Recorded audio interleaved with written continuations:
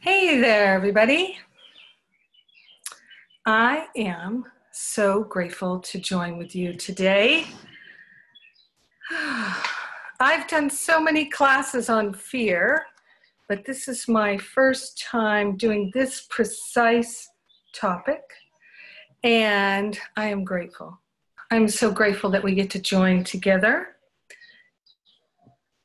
And I see we've got a lot of people coming in on the line real fast here right now. So I'm just going to give it a moment. And now I think we're ready. Thank you for your patience. So we take a breath of love and gratitude. So grateful, so thankful to join together. I invite everyone to place their hand on their heart as we turn within here in prayer. So grateful that the love of God is shining in our awareness. It is the center of our attention, this focus on our wholeness, our perfection, the beauty and truth of our being. We are grateful and thankful to open ourselves to a new orientation to love. We are grateful and thankful to come together for the holy purpose of remembering our true nature and our true identity and forgetting everything that's false, everything that is a cause of fear. We are calling for a healing. We're partnering up with the higher Holy Spirit self to remember and recognize that who and what we are is pure spirit. We are pure light. So grateful and so thankful to recognize the light of our being is in charge. We're putting the spirit in charge. We come together for the purpose of transformation, the purpose of cleansing and clearing all that is a cause of fear, healing it back to the root so that we can have new fruit. We are truly grateful and thankful to join together and share the benefits with everyone because we're one with them. So grateful to simply let it be. We let it be, and so it is. Amen. Amen. Amen. Amen. All right. So I am going to share some things that I know about getting free of fear. And I'm going to give you everything that I possibly can. But first, I have a request of you. I'm going to give you my full attention, and I'm inviting you to give this your full attention too. Because when we join together in spirit, then we have a healing just by joining together. So in order to get the best viewing experience, I'm going to invite you to not be surfing and doing other things during the class. A part of it is it might seem strange to you, but I do so many classes every week with Masterful Living, and I do my radio show and things like that. And I can always feel when people are surfing and they're only half paying attention. And one of the things that I see is that, or one of the things I know is that many people have told me that when they give it their full attention, they have their best experience. And one of the things that the ego does is it actually looks for any kind of a thing that it can distract us with, and then we'll say, oh yeah, I listened to that class. It wasn't very good. You know, it was nothing of import. But the thing is you weren't really listening to the class. You were half listening to the class. You were listening to the sound of someone's voice, but without really focusing in. So I'm inviting you to come in and focus with me in order to truly get a new understanding of how you can release the patterns of fear. Because that's the purpose of us gathering. It's not just to have some spiritual entertainment for the evening. I mean, you can do that. There's nothing wrong with that, but that's we're playing at this level. So I'm inviting you to turn everything off. Turn off your email, turn off your phone, turn off anything that's operating in the background, and give yourself this full attention right here and right now. And so I'm going to start by telling you some things about my life and how I learned about fear. One of the things that, if you've been listening to me for a while, you know that I used to experience tremendous amounts of fear. I really did. And what was strange was I had a strong confidence. My personality had a lot of confidence, but the fear that I felt was constant. And it showed up in so many different ways. It showed up with like a lightning bolt of energy as I'm falling asleep and I'm realizing, oh my God, I forgot this, I didn't do that. What if this, what if that? It showed up as things like my, I'm just remembering these feelings that I had. It showed up as things such as my constant irritation and anger. Just constant irritation and anger, always coming up and being in blaming, shaming, attacking. Really, I mean, I just was irritable all the time, it seems like, when I think back on it. And I'm so glad that's not my experience anymore. Oh my God. But when I was a young woman, my life came crashing down, and I really dropped into this feeling of just wanting to kill myself. And it's interesting because I planned to do this class a while ago, but we've had these recent suicides that have brought the subject of suicide to our attention in a bigger way. And I noticed that Spirit has guided me, as it always does, to talk about something that's relevant, that's going on with other people and not just me. So when I was in my 20s, I was living in New York, and I worked very hard to try and achieve my goals, because I believed that if I could achieve my goals, then I would be happy. I really had bought that whole ego premise that if you can accomplish these things, then you will be happy. There's no question about it. You are going to be happy. So in my 20s, I was utterly convinced that if I worked hard and I achieved my goals, that it would make me happy. And so I worked very hard, and it was really an all-out effort for me to find what I thought was my dream job. So there I was living in New York City, and I had a great apartment, and I got this wonderful dream job. And I was having this fabulous young woman experience. At least that's how it seemed when it started. And I was like, I felt like Mary Tyler Moore, just throwing my hat up in the air, yippity-doo-dah, you know, you can make it here after all. I got my dream job in New York City, and I have a great apartment, and I'm so happy. But it didn't last very long, because that dream job turned out to be not a dream at all. In fact, it began to feel more and more like a nightmare. But let me just ask you, have you ever had a fantasy dream job, and do you have one now?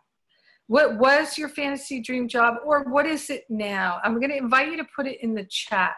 So at the bottom of your screen, there's a little chat bubble there. I'd just like to hear from you and hear what is your fantasy dream job now, or did you have one in the past? Have you ever had one? What was it? I'm curious if you can share that in the chat. I see people are doing that. Teaching and coaching to be able to help people heal. From Marge. Thank you, Beth. Thank you, Marge.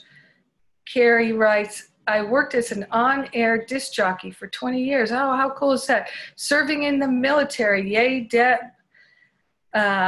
Kylie says, forgiveness coaching. Someone says, I became a professor at a top university at age 25, was miserable. Sharing my gratitude quest, says Judith. Bonnie writes, I guess writing and drawing was always my first love. Pam says, well-paid lawyer, but all I did was work. Marisol writes, being an artist. Okay, great. Thank you, everybody. We've got more coming in here. I thought it was going to be an entertainment publicity phenomenon. Didn't work out that way. Never even got close. To be a famous race skipper from Philippe. And yeah, you just saw the slide there. Go ahead. So my dream job was to work in the music business, and I loved Billy Idol. I wanted to work for Billy Idol's manager, because Billy Idol's manager at that time was the guy who managed the band Kiss, right? So Kiss was a huge phenomenon, and he created Kiss, and he made them world famous.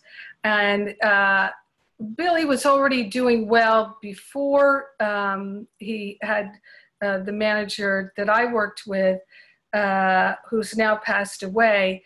But it was right when Billy was becoming a huge sensation for a time in the United States that I went to work with them. Everything was breaking out, and people were going wild for Billy, and he was, you know, on the top of the charts, and it was a wild ride. It was interesting at the time. And initially, I found it was fun, it was exciting. You know, my ego felt I was important because I was working with a celebrity. So that made me important. So my ego thought. And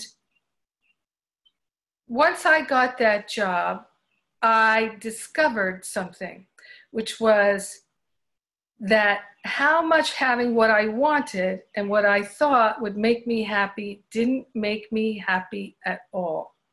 Didn't make me happy at all. I really crashed, because for 10 years, I thought having my dream job in the music industry would complete me.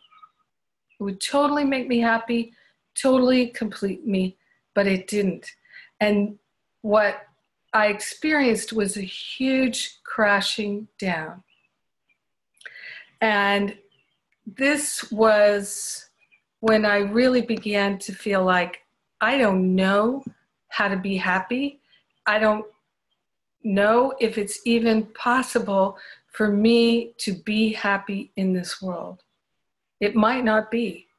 And when that was crashing down, all I could think of was everything I thought would make me happy. The dream job, working in New York City, having money, having a great apartment. None of this is making me happy. What am I going to do? If the things of this world can't make me happy, what will I do? And I began to wonder, is it actually possible for me to be happy in this world?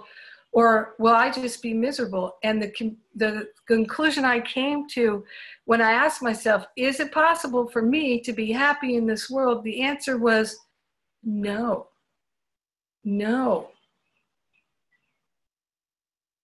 And then I just felt truly that I didn't know how to be happy, so I'm screwed. I'm just totally, oh my God, I got to get out of here. And that's what made me want to kill myself.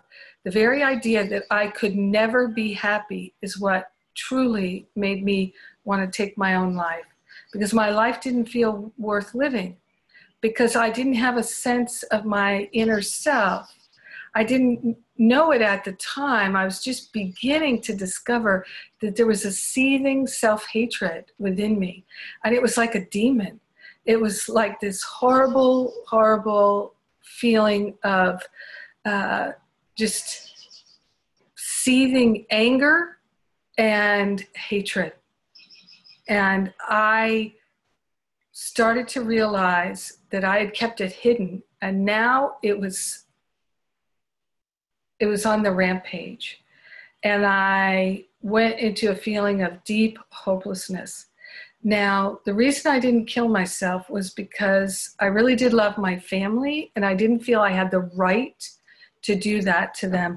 I felt that it would be so hurtful and so painful. I couldn't do it to them. I just couldn't bring myself to do it to them. So I thought, I'm just going to plod on here. Just going to plod on. People are writing in here, still their job desires, and been there, felt empty. Claire writes, I was a concert pianist, but I had a motorbike accident and damaged my right arm, so I couldn't continue. Dorina writes, my big fear right now after receiving my Social Security statement is retirement, turning 60 and feel depressed at my poor planning. And yeah, you're not the only one, Dorina. And the thing is that our happiness and the fear have nothing to do with circumstances. And I would like to demonstrate that to you today. So, but then I really believed that I needed things in this world to make me happy, because I was never gonna feel happy from feeling good about myself. Can you relate to that? So let me ask you, what did you think, or what do you think you need to make you happy? Maybe right now, what do you feel you need to make you happy? Do you have a sense of that? More money, peace, self-love, more time. Anybody else have a sense of what you feel you need to make you happy? Truth, feeling secure, solitude, meditation, prayer, exercise, self-acceptance, drama-free relationship, love, friends, loving relationships, security, good health. Bob says good health and friends. Marge writes purpose and people. Jean says me and my inner incredible, all that there is.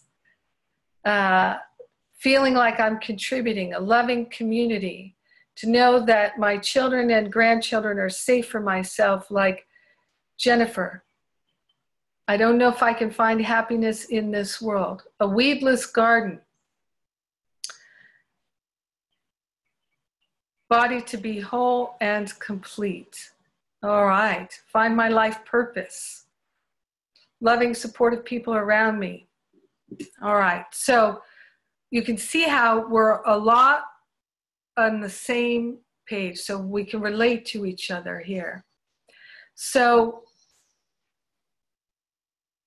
I didn't know it at the time, but my core belief was that there was something wrong with me. If you've been listening to me for a while, you know that that was my core frightening belief, that there's something wrong with me. And maybe you have a similar belief.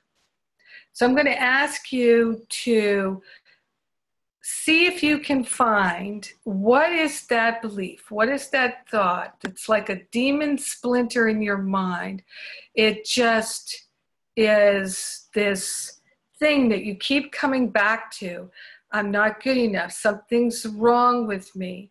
There's all kinds of expressions of it. Yeah, people are writing in the chat here. And I've got some that I was thinking of as I was preparing this slideshow with the help of my brilliant assistant, Naira. And it's, you know, I'm not good enough. I'm bad. I'm evil. These are all ones that I had. I'm an idiot.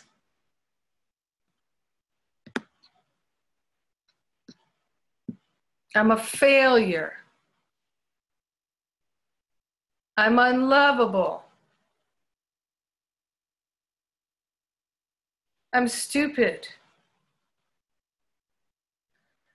And people are all writing things in the chat that are similar here. You can see how we're so much alike. Yes. Lack of purpose. Not as good as I aim to be. I'm a disappointment. Body shaming. My story was being worthless. I'm not healthy. I'll never amount to anything. I have no friends because I've got all these negative traits.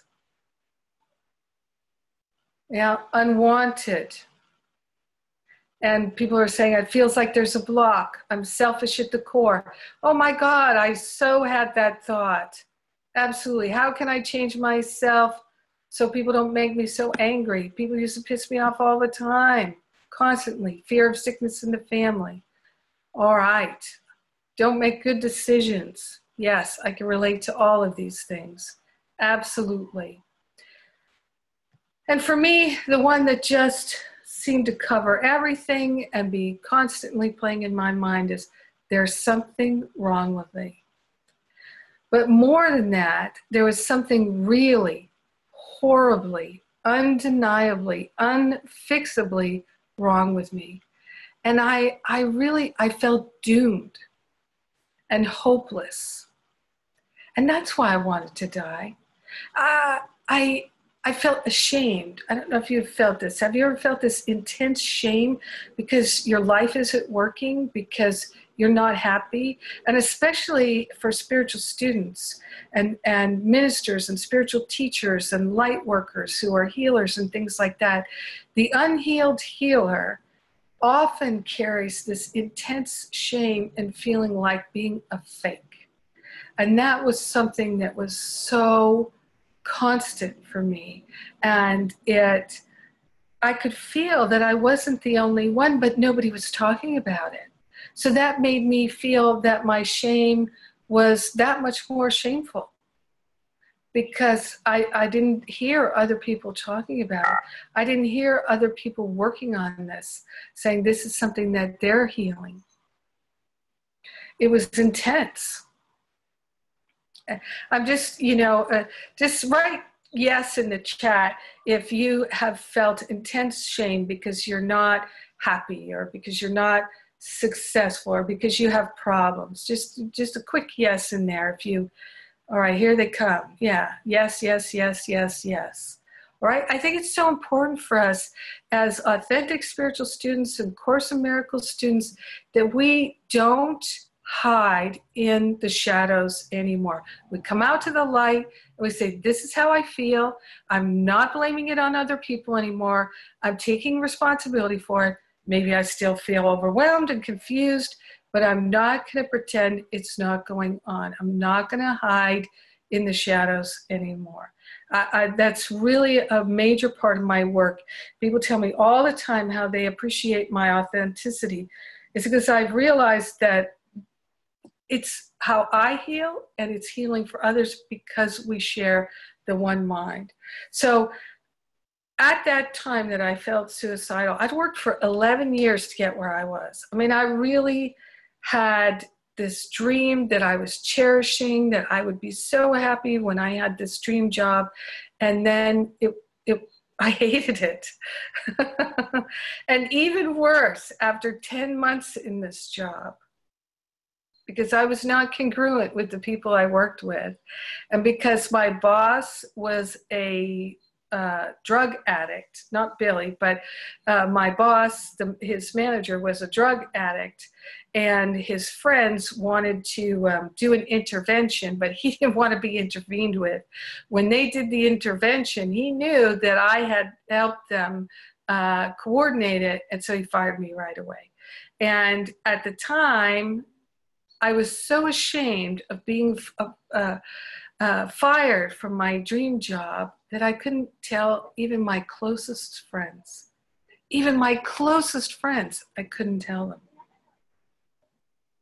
That's how ashamed I was. That's how disgusted with myself I was. And that's how identified with the ego I was. I was completely humiliated. I was so convinced I was an utter failure. And I actually got fired right after I started wanting to kill myself. It's like, it's amazing that I didn't. But at the time, my family was going through a difficult experience because my grandmother had had a massive stroke and had to move in with my parents, and she couldn't even feed herself. And it was such a difficult time for my family that if it hadn't been, I might well have killed myself. But they really needed me to be the light. It's amazing how God times things. It is absolutely amazing how God times things. Because I don't think if my grandmother hadn't had that stroke that I would be alive to tell you the story right now.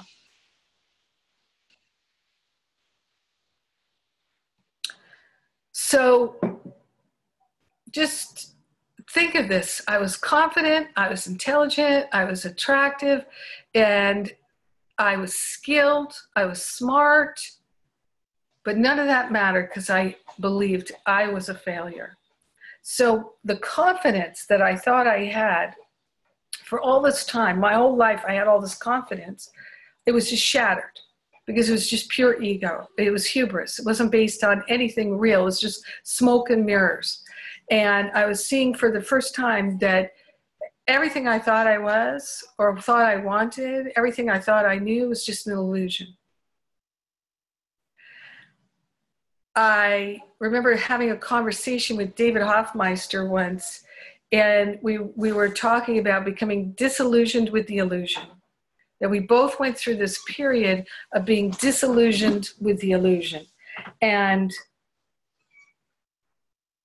I remember feeling so lost and disconnected because I lost my identification. I thought I knew who I was. I thought I knew myself as this person who was confident, intelligent, successful, but none of that was true anymore. I didn't know who I was anymore. And I didn't have a job, so I had a lot of time to think about it. And it was wintertime, so it was the darkest days of the year. I mean, it was the end of December, it was early January, and it was dark inside and it was dark outside. And I remember thinking, one of the things that would keep me going was I made up this, I guess, this belief that it was okay at 5 o'clock. I could start having some vodka at 5 o'clock because it was dark by then and it was 5 o'clock. And so it wasn't like I was a drunk or I had a problem. That's when people start drinking. It's happy hour. And I would literally go to the freezer and just take the bottle out of the freezer, take a good suck off that vodka bottle in the freezer and put it back. You know, I just put it back and not pour a drink or anything like that because I didn't want to be falling asleep drunk every night. But I needed that to take that edge off of this terrible unhappiness, especially as nighttime would come. So, and anybody else? I see some people are saying, been there, done that, felt hopeless, dark night. Anybody else ever been so low like that? You just, yes, used food to self-medicate. Oh, yeah, lots of self-medication. Yeah, yeah, just a yes if you, scotch, okay, yeah. So we find different things to try to comfort ourselves or drown ourselves with. Unnecessary lies, Marge writes. Yeah, we have our different ways of doing it now. So I could see that it feels familiar to people. Well, here's the thing. I can see now that when we're convinced that something outside of ourselves is going to make us happy, and then we get it, for a moment, we believe that we're happy, right? You get a new car, you feel like, oh, I'm happy now, right? And then you crash the car, I'm not happy anymore. So have you ever, now here's the thing, have you ever gotten something you really wanted that you thought would make you happy, but then it blew up in your face? Have you ever had that? Put that in the chat if you've ever had that. Well, Dorina, you're in the right place. She says, that's where I am right now. Well, you are in the right place. I'm glad we're doing this together now. Relationships, dream car, marriage.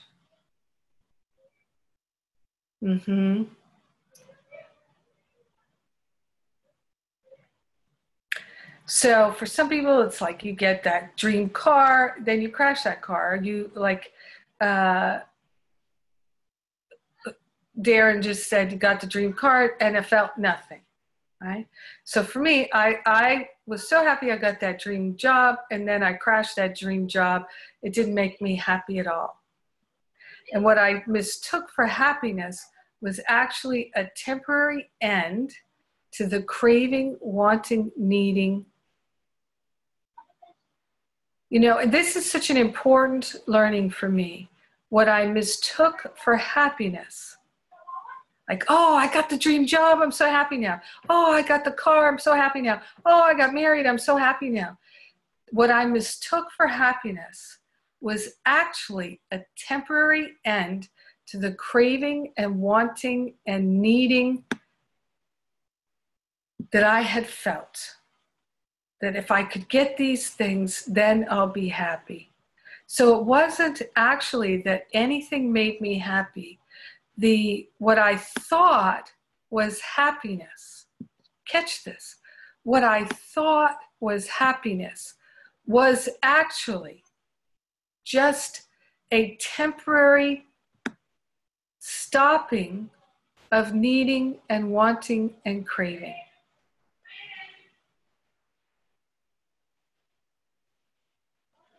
That's what it was. It wasn't actual happiness. When I got the job, it wasn't. It was just a temporary feeling that I'm not craving and wanting. I'm not thinking I don't have it anymore. A lot of the time when we're temporarily happy like that, it's because we've deluded ourselves into thinking we have what we want. For a moment, we think we have what will make us happy. But happiness, yeah, as Judith's saying, happiness is peace and love. Happiness is when we are able to be loving. So my happiness was a result of having a relief from the endless grasping of the ego. And for a minute, I felt validated by that dream job. And I really craved validation. So for a minute, that seemed to make me happy. For a minute, I felt successful because I believed that the accomplishment of getting what I thought I wanted was success. But it wasn't. For a moment, I took a break from thinking there's something wrong with me because I thought I had accomplished some success and I had gotten something that I wanted, that I'd worked hard for. So for just a moment, I took a break from the thought there's something wrong with me. Now catch this. This is such a valuable realization. Now I know that was actually a failure. The failure was in thinking that my success in the world was really success. That was the failure. When I got fired, that was actually a true success. Because being deluded by the illusion was my failure. My true success was beginning when I wanted to kill myself, but I didn't. That was finally true success, but I didn't know it. Now I can see it, but I didn't know it. So I'm inviting you right now to recalibrate something that you thought was a failure. You failed in the world, but maybe not in spirit. Maybe in spirit, this is the place where you're beginning to have true success. Because when we become disillusioned with the world, we can truly recognize that our happiness won't ever come from the world, and we can stop looking for it where we will never, ever find it. Because let's face it, if we've convinced ourselves that what's going to make us happy is out there in the world, and it's not, aren't we going to be afraid all the time? Aren't we going to be living in fear all the time if that's what we believe? Yes. The answer is yes. Marissa writes, happiness is pulling back our investment in and attachment to the illusions. Yes. Yes, yes, yes. So my success, my actual true spiritual success began when I realized that I hated myself, that I felt like a loser, and I was feeling hopeless. My success began when I was willing to admit what was going on and get some professional help with it. My success began because I stopped thinking that this world and the things in it could make me happy. So let me just say here, I lived in New York City for 10 years, and I lived in LA for 22 years. And now I've been traveling for the last bunch of years, and I'm pretty sure I'm going to find a home in the New York area this fall. So when I was living in New York, when I was living in LA, I saw so many famous people. I saw so many wealthy people, beautiful, gorgeous, stunning people, movie stars and models, brilliant people, brilliant writers, talented people. I worked in New York. I worked in the theater on Broadway. In LA, I worked in the entertainment industry, in the film business, and then I lived right in West Hollywood. So many celebrities in my neighborhood all the time, in my yoga classes, all the time. I remember seeing a woman in the elevator at a doctor's complex, and I looked at her and I went, I know you. And she said, you do? And I said, yeah, you're in my yoga class. And she was like, oh, okay. And then as I walked out of the elevator and went to get in my car, I realized, yes, she's in my yoga class, but she's also a famous movie star. But that wasn't where I knew her from. I knew her from yoga. It was funny. Anyway, we've all seen so many famous, wealthy, beautiful, brilliant, talented people who weren't happy, right? And lately, we have had our attention brought to some people who are really loved, who seem to have so much going on for them, and yet they've taken their life. They've given up on this life because they feel hopeless, right? Like Anthony Bourdain. How many people think he's got talent, he's got fame, he's beloved, he's admired? It wasn't enough. He didn't love himself enough to live his life any longer, right? This is such a common thing. Think of course, we all think of Michael Jackson, so much talent, right? And when he was younger, so attractive. Fame, fortune, beloved and admired, not enough, right? Classic examples, Elvis Presley, tremendous talent, gorgeous man, fame and fortune, not enough. Whitney Houston, she had everything, not enough. What do they all have in common, right? They have talent, and they have beauty, and they have also fame and adoration. They have money, and still it's not enough. Because none of these things make us happy.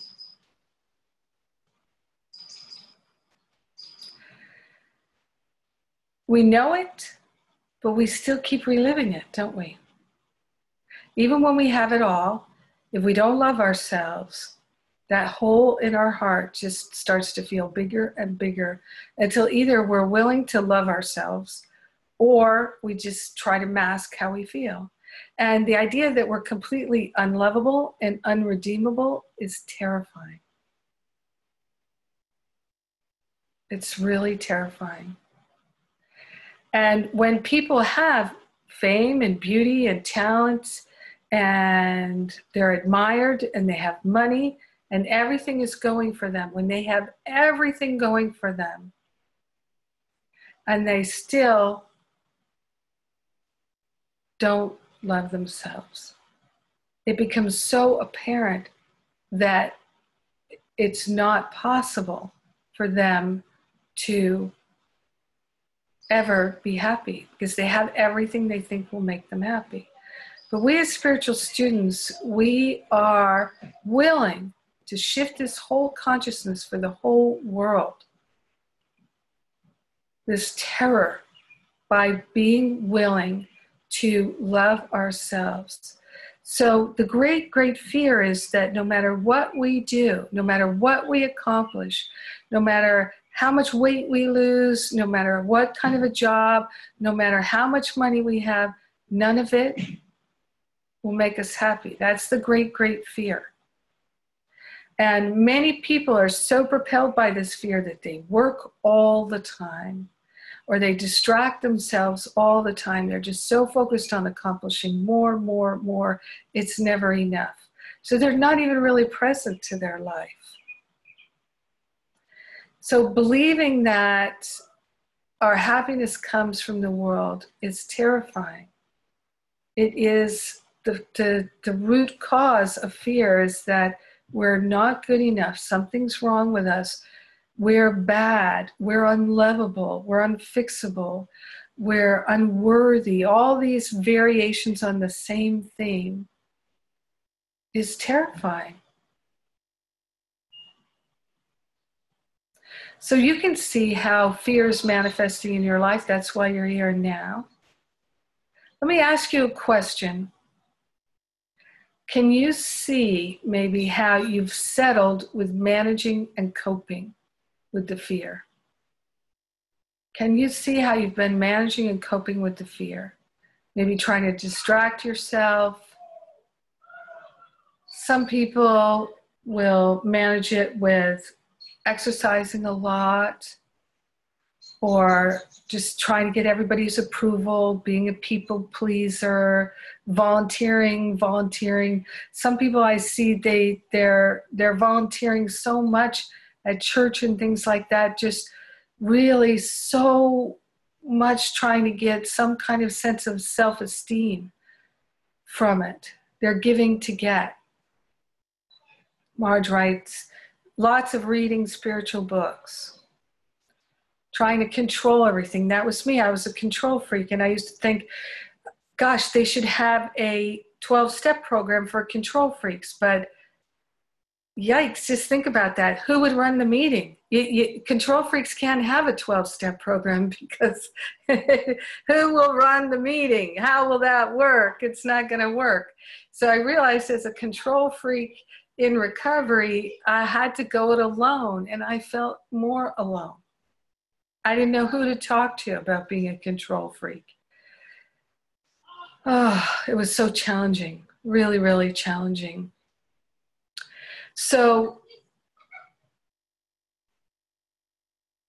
we move into this space sometimes, and I certainly did, where I felt unlovable and unredeemable. It was terrifying. Now,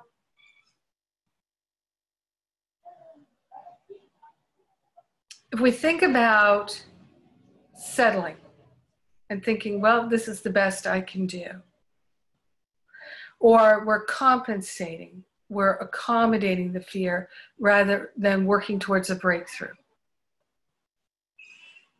This is what I see a lot of spiritual students doing. They're managing and coping with things. They're compensating and accommodating, or they're settling. And the only reason is because they're not aware that there's a real alternative to that. And I really think that this is my life's work. Oh, this is hitting a spot for some people. I feel it in my throat right now.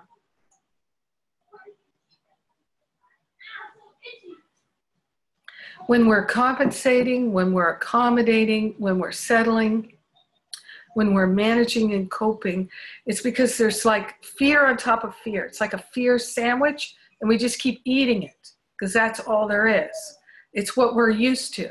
We don't even have the ability to look up from the fear sandwich and say, there must be a better way.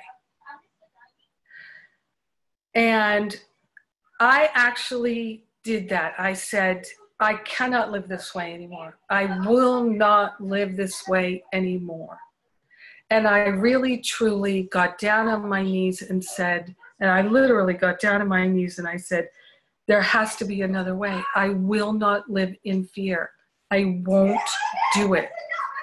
It was so painful for me. It was so deeply painful for me. The kids are playing out in the yard. The windows are open. My nephew's got his friend over for a sleepover. So let me ask you, let's talk about fear for a moment, because it does help to truly understand it. So let's get clear about what fear is and why it's actually helpful to us when we can view it correctly. So I'm going to ask you, what, in your experience, I'm going to ask you to put something in the chat. What is fear? What is fear? What do you experience? How do you experience fear in your life? How are you experiencing the fear? For many of us, it's a feeling.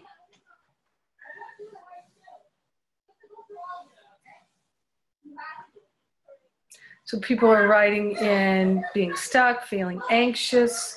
Yes.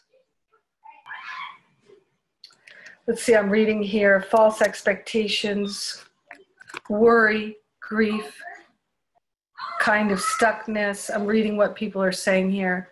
I freeze, I can't take steps forward, immobilized, confused, not knowing my purpose, rehashing the past, waking up after a few hours sleep, heart pounding, not be able to get back to sleep, self-sabotage.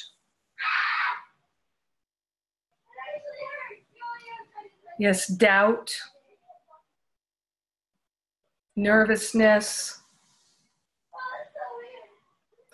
So we experience it physically, emotionally, and mentally.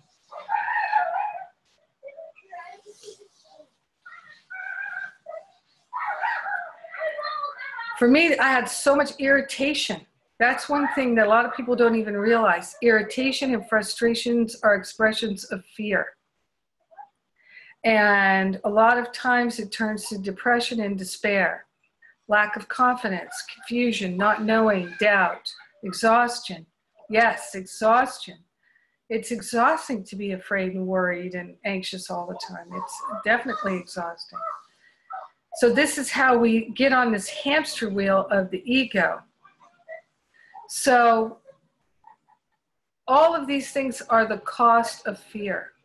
The cost of fear is playing small. It's self-doubt, it's loneliness, it's self-sabotage, it's missed opportunities, it's financial lack, it's career limitations, relationship suffering, it's mistrust, it's illness. So let me ask you now, what are the causes of fear?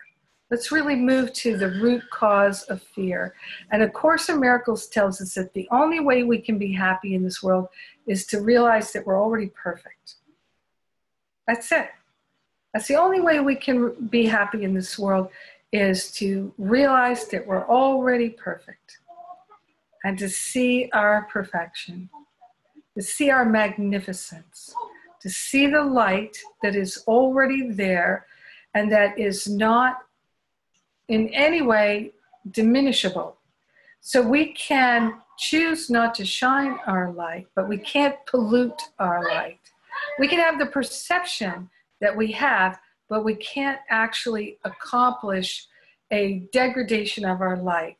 We can put a shade on it, we can put a filter on it, we can hide it under a bushel, but the light is still the perfect light, and it always will be. It always will be.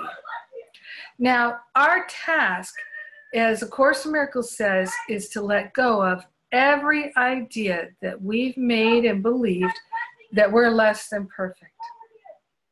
That's what we must do. So our task is to let go of the false identity that's not serving us, the false identity that we're not good enough, we're wrong, we're bad, something's wrong with us, we're not enough, we're unlovable, we're a mistake, we're a failure. This is all false identification. Course in Miracles tells us that our job is to re-identify with our holiness. The Course in Miracles tells us, it helps us to see, if we truly believe we're one with Spirit, one with each other, we'll know that we're perfect. The antidote, A Course in Miracles says, the antidote to fear is perfect love.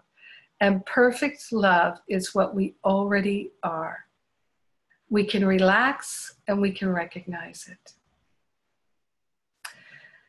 Yes, perfect love is what we already are, and we can relax and we can recognize it. I love this picture of this dog. Dogs, they recognize their perfect love. They relax into it. So,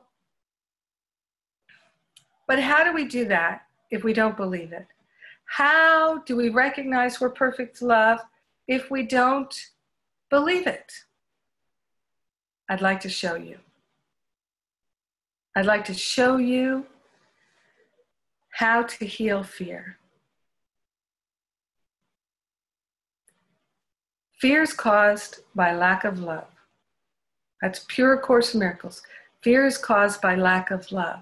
When we fall into unloving patterns, there's a lack of love in our heart. So when we fall into these unloving patterns, we're going to experience fear, because fear is caused by lack of love. Unloving patterns, they can seem to take us over. We don't even realize we're in them. We're unconscious to it, but we can become conscious. And that's exactly what everything I do is about, becoming conscious to the choice that we have to interrupt that unloving fear pattern.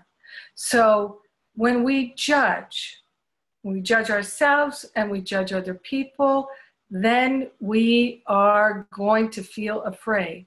Because remember, fear is caused by lack of love. Can we be loving and judgmental at the same time? No, we cannot. You cannot be judging, condemning, attacking, and be loving at the same time.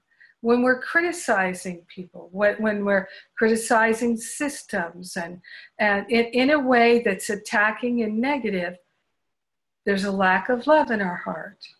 And fear will immediately follow. Fear in the sense of feeling afraid, feeling anxious, feeling nervous, feeling uncomfortable, feeling off balance. Fear is caused by lack of love. Criticizing is lack of love. Complaining.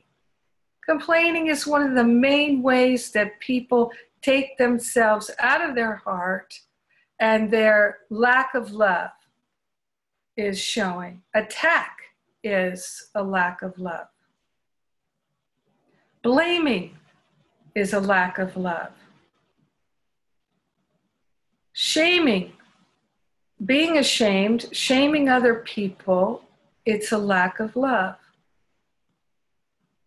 When we hold on to resentment, can we be in the flow of love and hold on to resentment? No, we cannot. If we're in regret, right, and we're going over and over in our mind, we're feeling guilty because we have regret, can we be in the flow of love? No.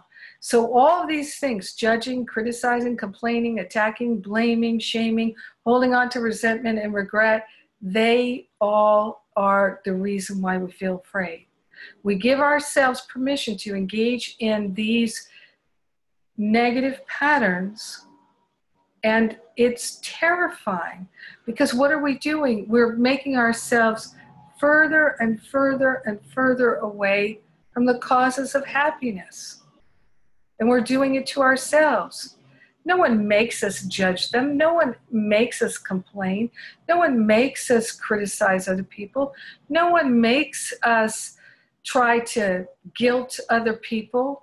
So often we don't even realize there's so many ways in which people say things to try to make others feel guilty.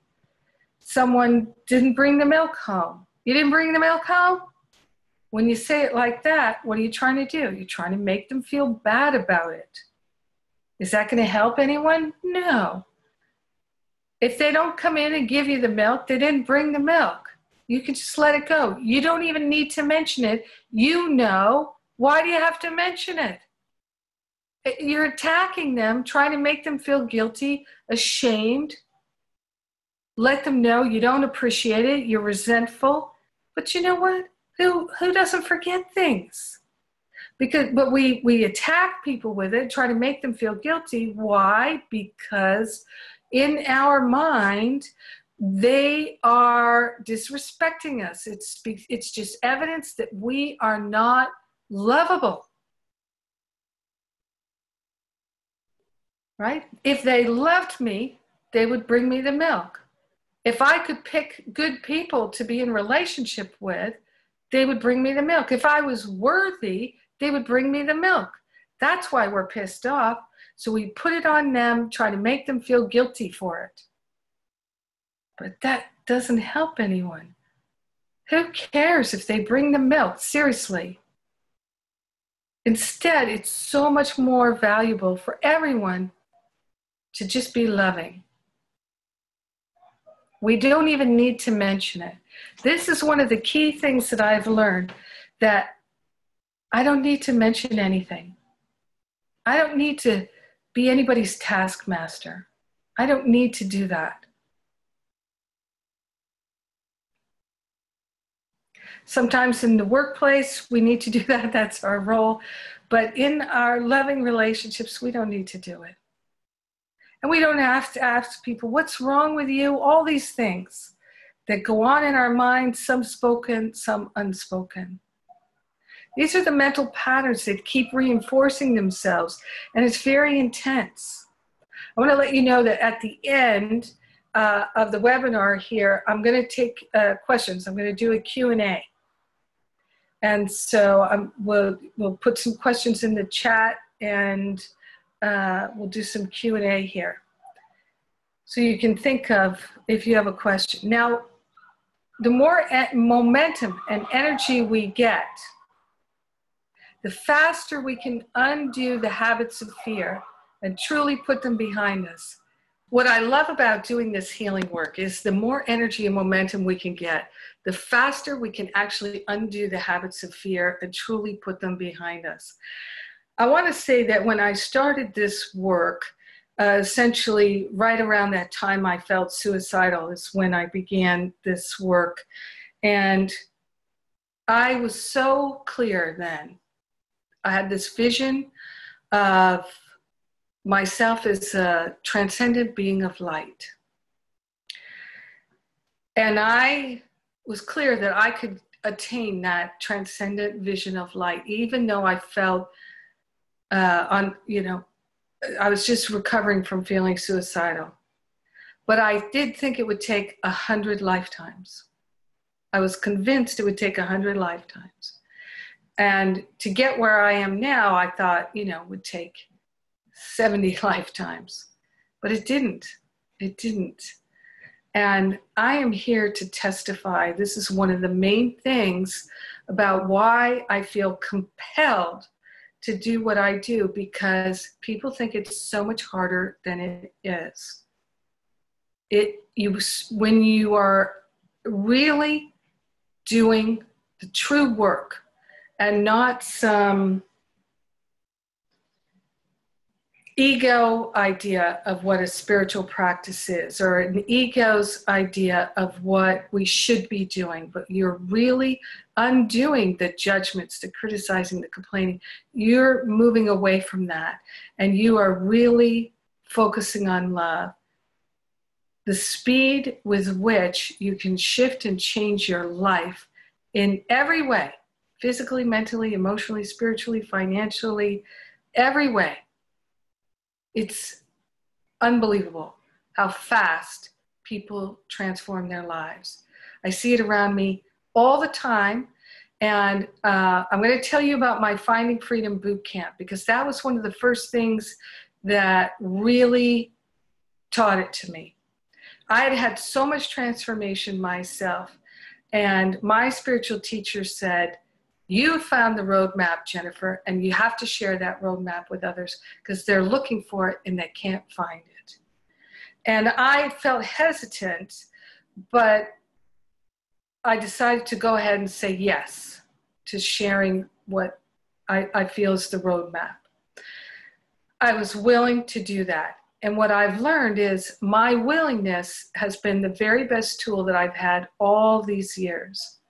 And all the transformation that I've had has been a direct result of my willingness.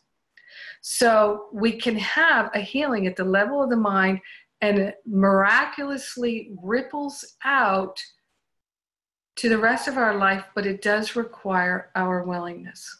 And willingness comes from having a belief that we're worthy of a better life, a happy life, that we're worthy of spiritual support and healing.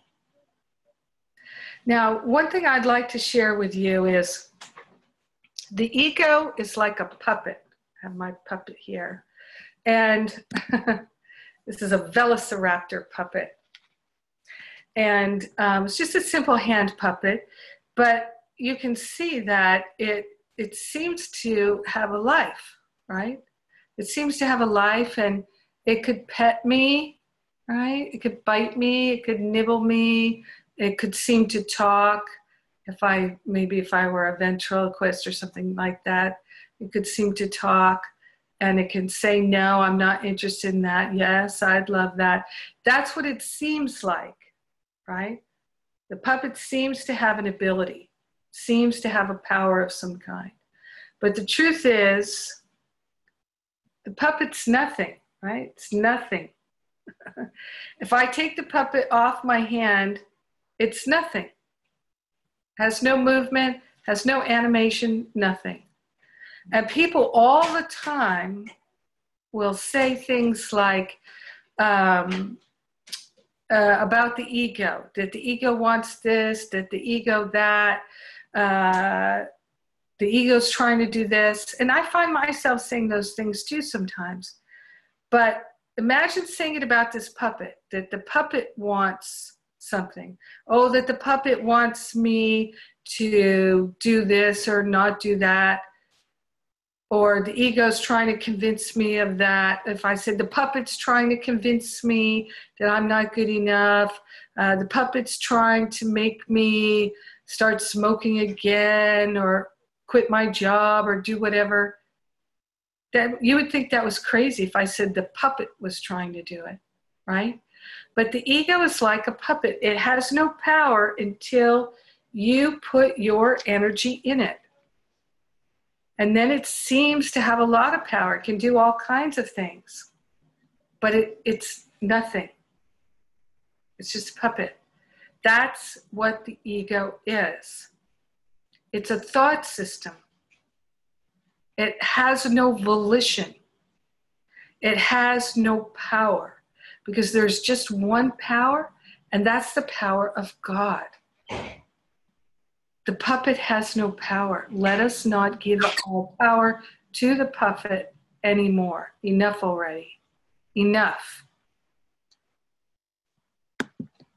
So next time you say the ego's trying to do this or trying to do that, just think the ego's a puppet. Can a puppet do anything? No, the puppet has no power. So helpful. So I'd like to share with you some aspects of my Finding Freedom program and how you can use it, if you choose, if you're interested, in undoing these patterns of fear and increasing your willingness. Because my Finding Freedom program, it works, but it's not like an antibiotic that cures an infection. It's not like that at all. It's about permanent healing. It's not about temporary healing. It's 100% about finding freedom, which is an eternal spiritual quality of God. And the freedom is already pre-installed, but it's hiding behind the idea that we're not free. It's hiding behind the idea that the things of this world will make us happy. And our willingness to put our God energy into a belief that's not true. That's what's terrifying. If I'm believing that the things of this world are going to make me happy, or that the things of this world can hurt me, I'm going to be afraid. I am making myself afraid. This is what Jesus says in the cause and effect section in the text of A Course in Miracles. And he says so clearly to us, don't ask me to take the fear away. Think of it this way. If you're like me and you have a belief that there's something wrong with you, you're bad, you're an evil seed, that you don't have what it takes, you're not good enough. I had all these beliefs going on. And imagine that you could think all these thoughts and not feel bothered or afraid, but totally believe them and make all the choices in your life based on these thoughts of unworthiness, of dysfunction. I had this idea that I was fundamentally bad. Now I know we're all fundamentally good. But if I could have believed that I was fundamentally bad and not have been upset by it, I would be trapped in this illusion forever. But the pain of believing something that's not true propelled me to find the truth. You see how that works? The pain of believing something that's not true propels us to find the truth. So Jesus says, don't ask me to take the fear away. Ask me to heal the root causes of fear. And let me just say to you that this is why so many people do not heal the root causes of fear, because we don't ask for them to be healed, because we don't believe they can be healed. And so we suffer quietly, drinking ourselves, eating ourselves, deluding ourselves, just doing all the self-medication and things to, just hide, cover up, distract, on and on and on and on, right? So I was caught in these painful cycles of self-medication. I prayed for release for them. I asked for help and I got help. And the help that I got has become the basic tenets of my Finding Freedom and my other classes. So I want to share with you one of the things in Finding Freedom that I find really helpful. And I call it the spiritual budget, the budget. So let's just think about budget in terms of finances for a moment. If you're deficit spending and you'd like to go from being in the red to being in the black, the fastest way is to approach it two ways. Increase your income and decrease your spending. Increase your income, decrease your spending. Very simple, not hard to understand, and it works. The more you can do both, the faster you're going to get into the black and heal your finances. And you know what? The same goes for healing the mind of the patterns of fear. Now, with the mind, increasing your income means increasing the flow of love by being more loving. by being more compassionate, by being kinder, by practicing patience, by decreasing, and then you decrease the outflow, so you're increasing your inflow of love, and you decrease the draining of your energy by interrupting the patterns of lack, attack, limitation, and separation. So you realize that when you're judging and attacking and complaining, and you stop investing your precious, precious energy into those things. And then you learn to replace attack thoughts with thoughts of gratitude and appreciation. And you start moving into a place of feeling truly successful. Truly successful. Gratitude and appreciation are the fastest way to partner up with the higher Holy Spirit self, to move into your loving heart. You want to move into your loving heart really fast, start moving into gratitude and appreciation. You want to increase the flow of love in your heart. Who can you hug? Hug more people more often. Not trying to get something from them, but just acknowledging them, just sharing. You know, you have to get into the habit of hugging. You know, a lot of spiritual people say, I'm a hugger. But sometimes when you hug the people who say, I'm a hugger, you can feel like, oh, they're trying to get something from you. So we're increasing the flow of love in our heart by being grateful and appreciative and hugging. And we're decreasing the investment in fear, in lack and limitation by turning away from the thoughts that make us unhappy. It's not that hard to do. We can practice it, really practice it. A lot of spiritual students will do it intermittently, but not consistently. And that's why Spirit told me to do it like a boot camp. I did it myself like a boot camp.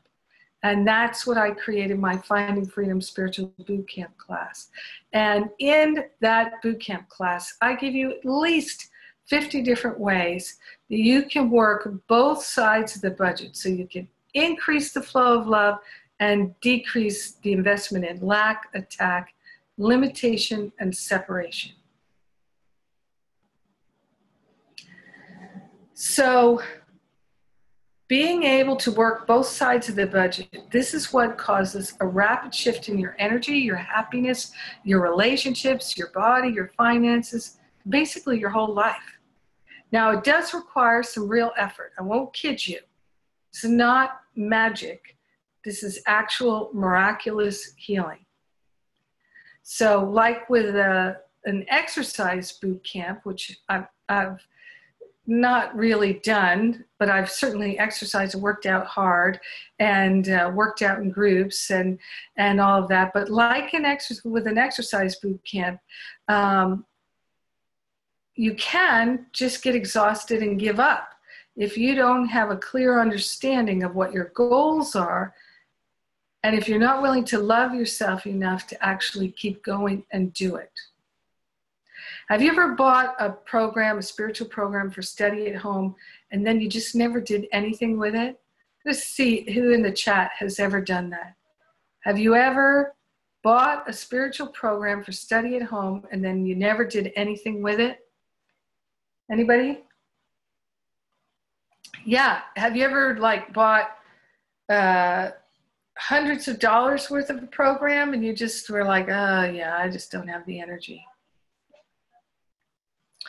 All right, I see Chantel, she bought Finding Freedom in 2013 and never did anything with it. You know what, Chantel? I'm going to help you out. We'll figure that out later. Write to admin@jenniferhadley.com. We'll figure it out for you if you want to do it now, if you'd like to do it now. Yeah, I mean, I've done all kinds of things. Most of us have. Thank you for being honest about it. So have you ever hired a coach or a trainer and then found out that with their help or in a group energy, you're able to get it accomplished and feel good about it, even have fun? Yeah. it's kind of cool when you can do that. You know, it can be wonderful. I love to work out in a group.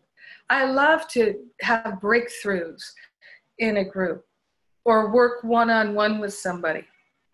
For me, being a spiritual teacher, it's critical for me to have one-on-one support. It's so easy to give up if you're doing it on your own. People tell me that all the time. And then we move into attack thoughts, right? And feeling like a fool. I love that slide. That was a coffee cup I saw the other day. Yeah, all attack is self-attack. It's because we're all one. So if we keep falling back into attack thoughts and falling back into attack thoughts and giving ourselves rather permission to attack, we're going to keep falling down, and then we're going to feel like a loser. We don't like to admit it, but it's true. We get in our own way. Self-sabotage, because the belief is so strong that we don't have what it takes. Now, A Course in Miracles tells us very clearly that we give up because we think we don't have what it takes. But the truth of the matter is, we give up because we're afraid of the goal. We're afraid of our perfection. We're afraid of admitting how wrong we've been. One of the things that's so helpful, and why I'm really grateful for the people who are putting so much in the chat, being transparent in a group and being able to just say, this is what's going on. Yes, I've been engaging in self-sabotage. Yes, I feel hopeless. Yes, I had a meltdown. I lost it. All these feelings that we're experiencing. Being able to talk about these things in a group is deeply healing. That's me feeling crazy.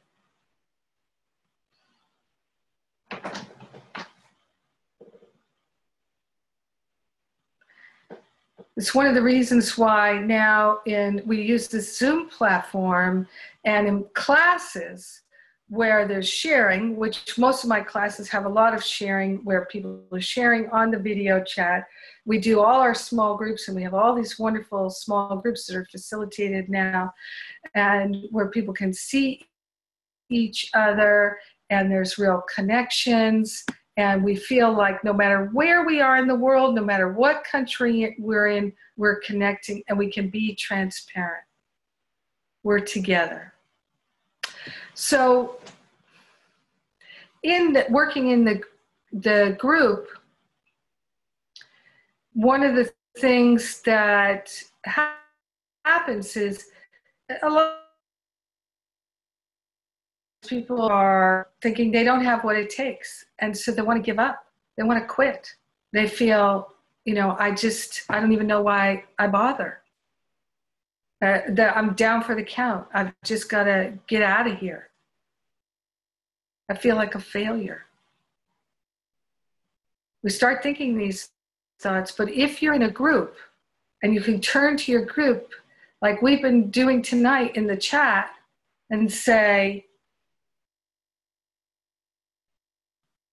this is how I'm feeling. And other people would say, I felt that too. Yes, I know exactly what that feels like. It's powerful because we realize we're not the only one. There's teamwork. We feel we can help each other and lift each other up simply by saying, you're not the only one. I've felt that too. Things are shifting for me. I know they'll shift for you. This is what I see in finding freedom. Because we're using spiritual tools that really do work. These are the tools that I've used and continue to use. Hundreds of people have taken Finding Freedom and had success. And that's why I like to really just tell you what it is, and you can decide if it's right for you. So I'd like to walk you through some of the things about finding freedom and how it works and why it works. So part of it is we're doing the class together as a group, and we're connecting as a group, and you are not alone. So it's not easy. It's not easy, but we can do it. We together can have an experience of extraordinary healing. And we can move out of that experience of constantly feeling the fear piled on top of the next fear, that fear sandwich experience. Like we're in the middle of that fear sandwich and it's squeezing us. Instead, we can take that fear sandwich and just throw it in the trash. Enough already. So I'd like to tell you about a friend of mine. She's a friend of mine now, Rini Carmack. And she was in my first class of Finding Freedom back in, I can't remember now if it was 2007 or 2008. And Rini, back then the class was called Family Freedom. And she's written testimonials about this. And I don't have a slide with her testimonial on it, but this is what she shared publicly about it. She, at the time, she took Family Freedom, that was the original name of the class, because I'd had so much healing in my family with my parents. It was extraordinary, and it meant so much to me. I had to share it. I had to share the roadmap. So Rini signed up for Family Freedom, what it was called then. And the biggest issue for her was that she hadn't spoken to her daughter in 10 years. Her daughter had disappeared on her, didn't want to have anything to do with her, completely went radio silence for 10 years. Rini didn't even know where she was living or how to get a hold of her. That's how intense it was for her and her daughter.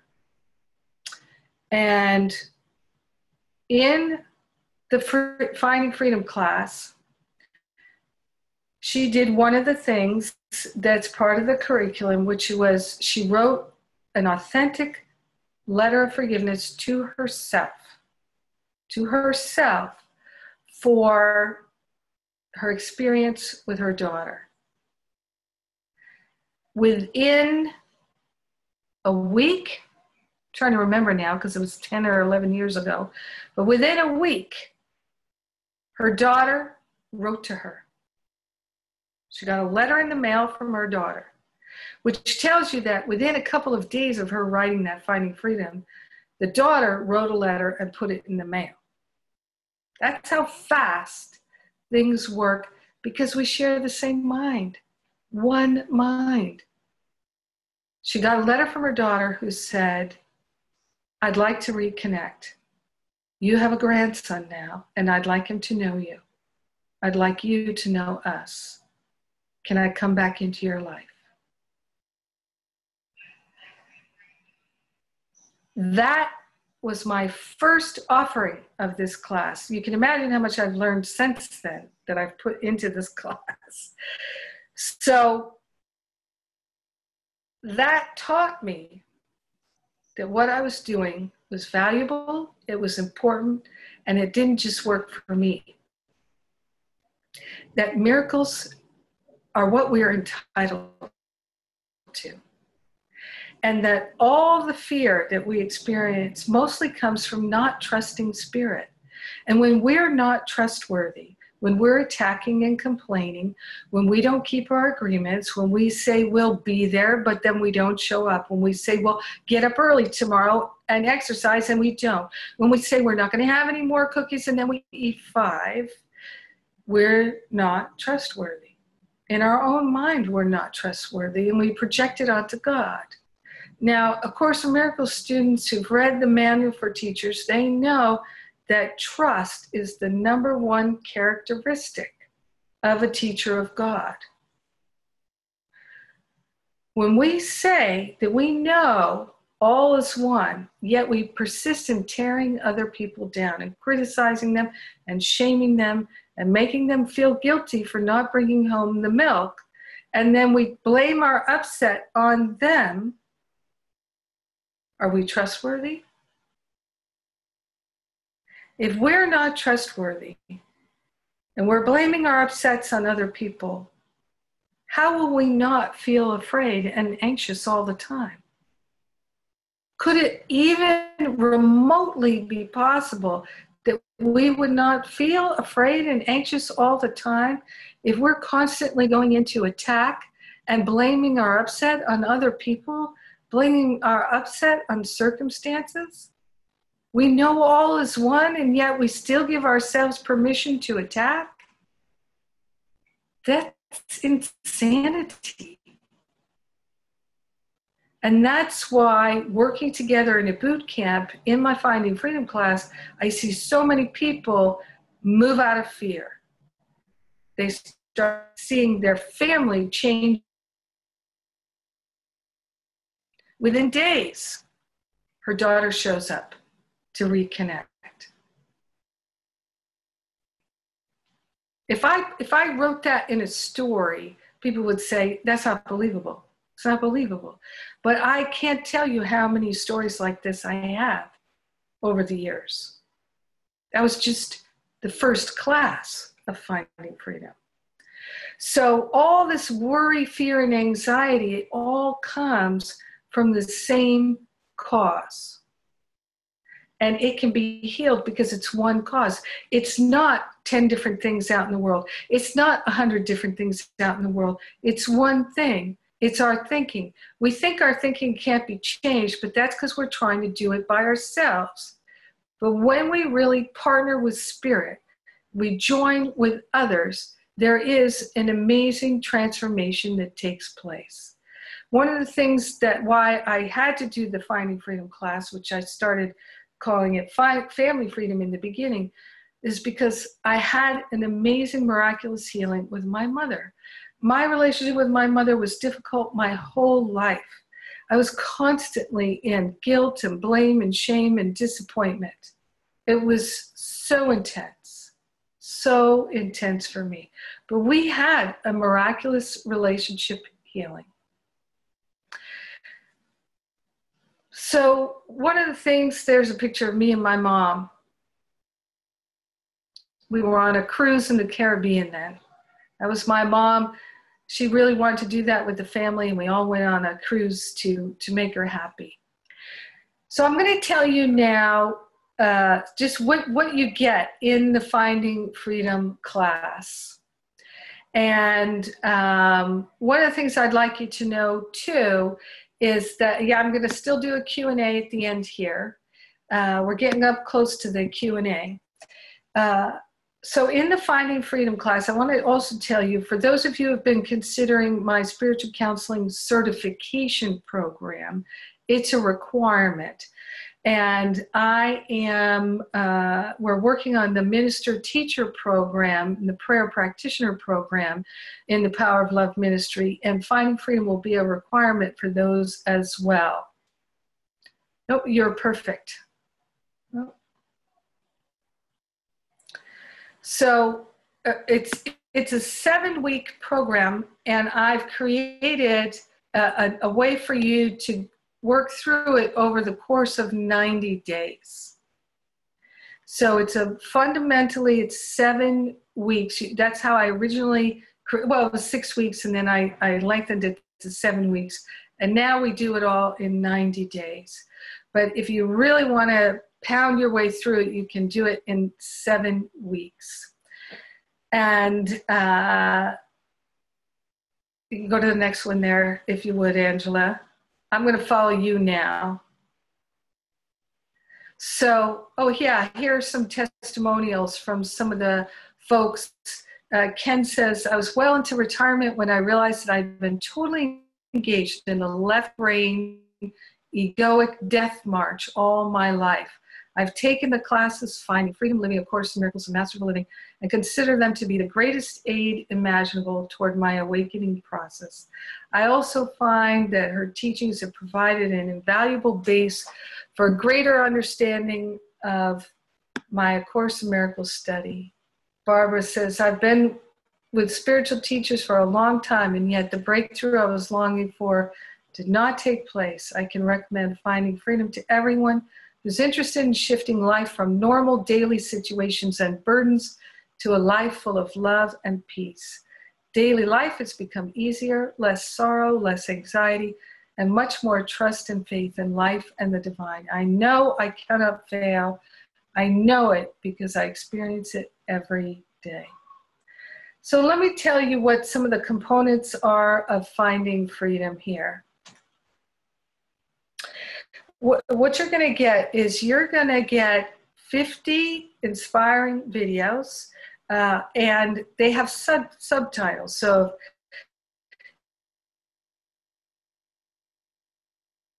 watch the videos for inspiration. Some of them are 3 minutes, some of them are 15 minutes. They're all different lengths. And you also get 9 audio classes. You get the transcripts of all the classes. You also get my Finding Freedom Mastery Journal, which is a 400-page workbook that has all kinds of exercises and things for you to contemplate and do. And they're a beautiful bound 400-page journal. You'll get a guided meditation audio that you can use. And some of the things that we've added recently is the Freedom Circles. And these are small groups. They're facilitated by trained facilitators, and they're in the same Zoom platform. And there's are the activation sessions. So these are 30 to 90-minute guided counseling sessions that I've created, and they're done by one of my trained counselors. And not too long ago, somebody wrote and told me that they had a miraculous physical healing of a 20-year chronic issue that was very difficult for them. 20 years of managing and coping with a chronic physical issue related to their digestion. It healed in that activation session. That's what happened for them. So, and then I'm giving you as a bonus free membership in my Sacred Circle Spiritual Counseling membership. So it's not the counseling program that was meant to be fixed. It's the membership program. And so you get free membership in my Sacred Circle membership program, which is a weekly call with me. We do them 4 a month, and I take any question at all. So you can ask me any question you like. You can do the classes when it's convenient for you. So you don't have to show up at a particular time for the classes. For the Freedom Circles, we offer them at different times on different days, so you can find one that will work for you. We're doing all of this so that you can fully participate and have no excuses. We are really supporting people right where they are. Not only that, you can work with my spiritual counselors in training on a donation basis. Another aspect of this program is if you're a professional health worker, therapist, we can help you get CEU credits for taking the class. We put a lot of work into that to help you so you can get CEU credits. Now, let me just go through here and say what some of the key aspects of the curriculum are.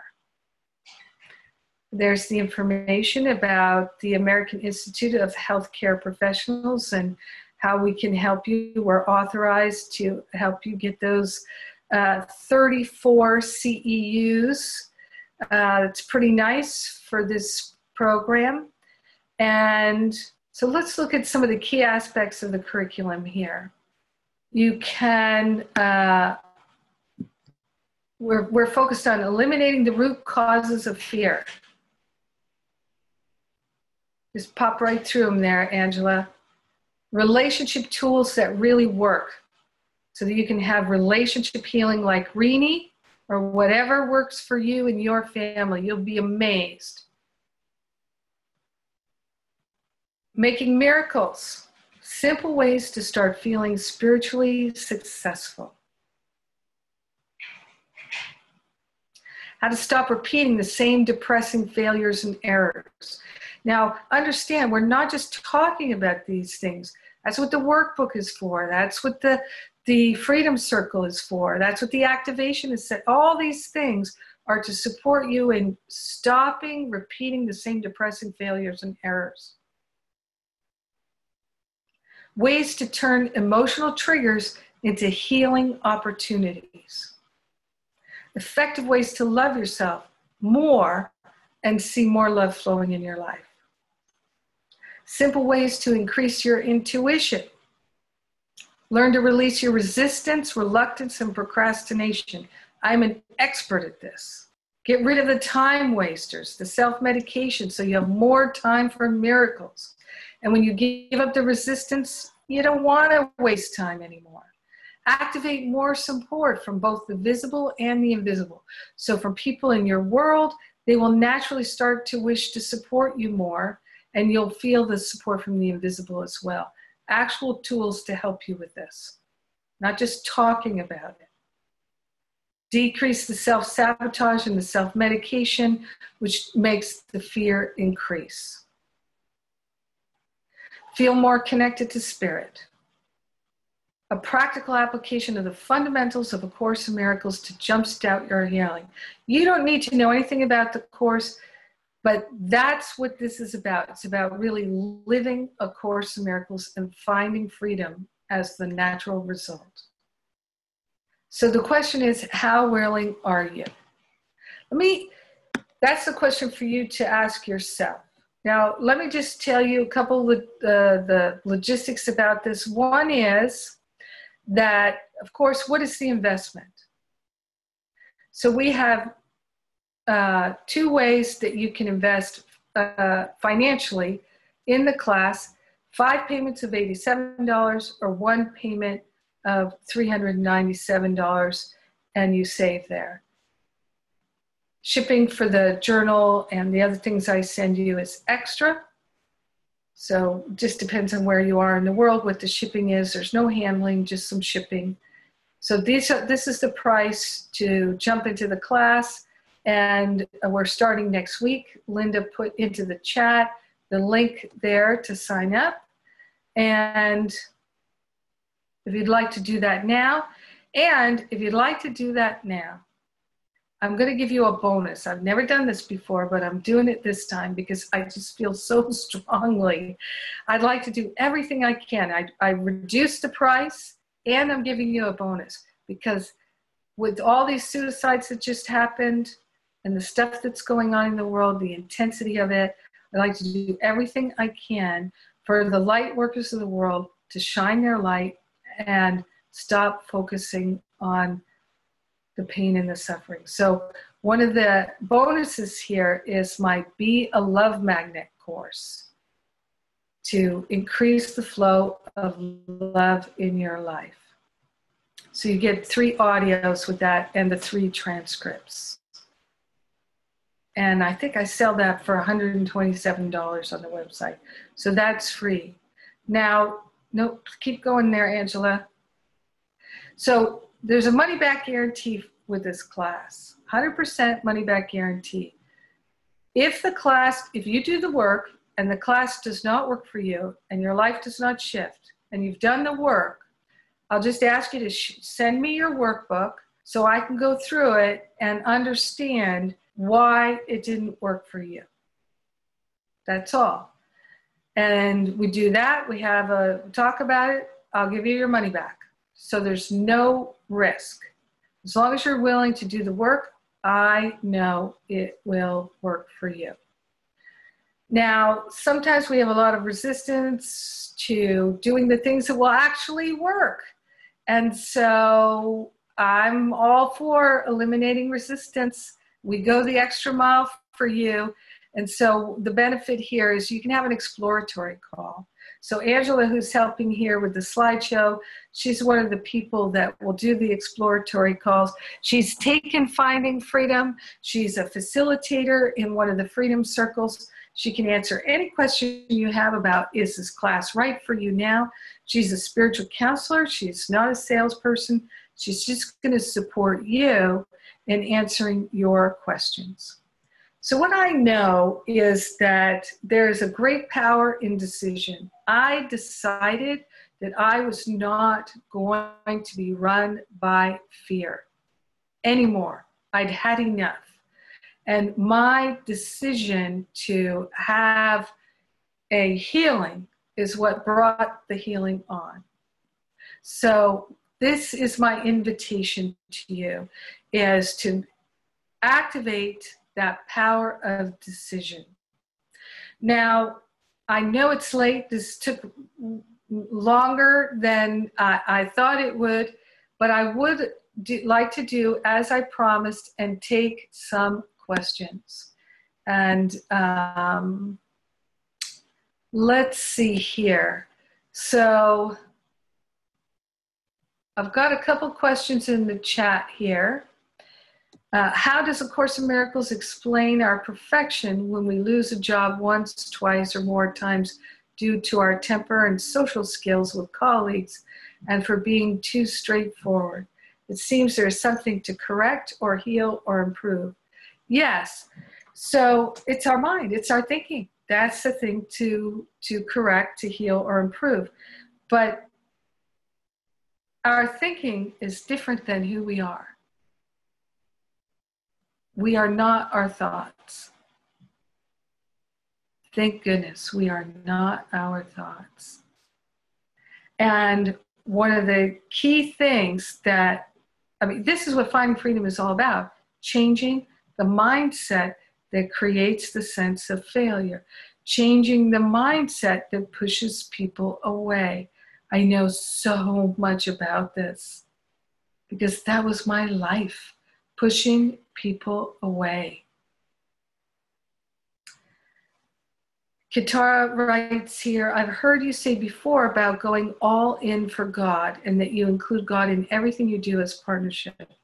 I find that in the habitual busyness of my day, I'm just on auto go and forget to ask God in joining me while I cook, brush my teeth, or wash my hair.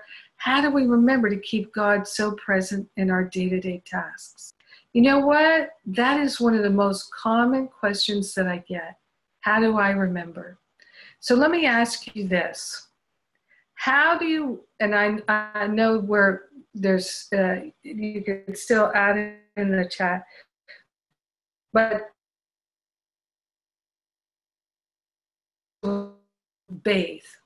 Like, how do we remember to take a shower, to bathe, to clean ourselves? How do we remember to do that? We remember because if we don't, we stink. If we don't, we're uncomfortable. I like to have a clean body. I love to work out hard and exercise and really sweat, but then I like to take a shower and be clean and put on clean clothes. So I don't have to remember to bathe and shower. I notice that I don't feel clean and good if we start to feel unpleasant, if we start to feel less peaceful, we start to feel irritated or bothered or fearful or anxious or worried, we can train ourselves to go right to, oh, I've identified with the puppet and I can take my power back again. That's a major component of what Finding Freedom is about. It's about giving you real tools and techniques that work to wake up when we've fallen asleep and we're crashing. We're falling asleep at the wheel and we're crashing. So we train ourselves to recognize when we're not at peace. It's just what it says in A Course in Miracles. I must have made a wrong decision because I'm not at peace, and I have the power to make a new decision, and I'm going to do that right now. And it also says in that that prayer, the Holy Spirit will undo all the consequences of my wrong decision if I allow it. This is the thing, as we get caught up in, we're unredeemable, but we are not unredeemable. We don't even need to be redeemed. It's just a belief that we need to be redeemed. No one's holding anything against us as long as we're not. Linda asks, what is the time commitment per week? How many hours to listen to the weekly conferences? How long is the class? So it's 7 one-hour classes that are pre-recorded. You can listen to them at your leisure over the 90 days. Many people listen to them again and again and again. Maybe they listen to all 7 of them at once, and then again all at once. Some people listen to the first class 3 times a week. It's just up to you. You do it once. Many people do it in different ways. So there's 7 one-hour classes. I'm doing a bonus class next Thursday. The day registration ends is next Thursday, and I'm doing a bonus class on that day. And doing the actual workbook, it's up to you. So you can do a little, you can do none, or you can do a lot. It's really, that's why you have plenty of time to do it. If you're going to keep up with the Freedom Circle and be a part of that, which I highly recommend you do, that's 1 hour a week. So I would say to get a good go in the class, give yourself 2 to 3 hours a week. If you can put in 4 hours a week, that's going to make a difference. But I would say give yourself 2 to 3 hours a week.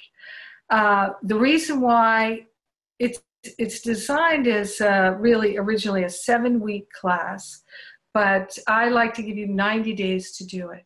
Now, optionally, you can listen to the bonus Sacred Circle with me. You can either send me a question, submit a question during the week, or you can join me live and ask me a question. So that would be another hour if you like to do it, but you could also hold off and listen to those calls later. It's really up to you. If you don't come to the Freedom Circle, there's no recording. So that's why we encourage you to pick up one of the circles that will work for you in your time and make the commitment. It's the one thing really to make a commitment to during the week is to go to that Freedom Circle. The Freedom Circle, you can dial in and be on the phone, or you can come on video. The audio classes, you can listen to them on your phone for sure. You can watch the videos on your phone, or an iPad or a computer.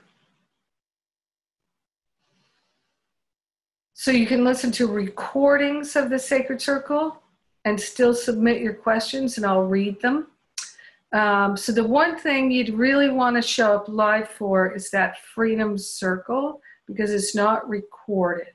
And you can definitely show up to that on your phone.